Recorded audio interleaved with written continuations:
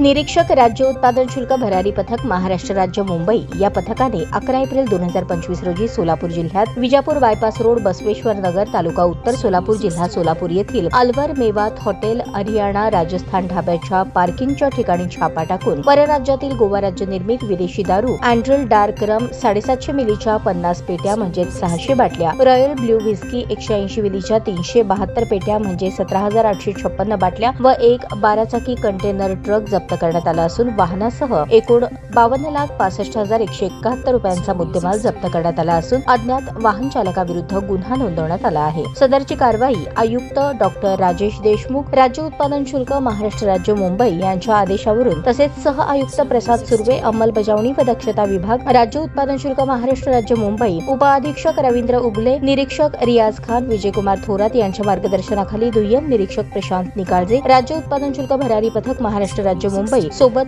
जवान अमोल चौगुले रमाकांत कारंडे महेश कोकणे संकेत ताठे यांनी सदरची कारवाई पार पाडली। सदर गुन्ह्याचा पुढील तपास वरिष्ठांच्या मार्गदर्शनाखाली दुय्यम निरीक्षक प्रशांत निकाळजे करत आहेत। ताज्या बातम्या पाहण्यासाठी प्राईम महाराष्ट्र न्यूज चॅनलला सबस्क्राईब करा।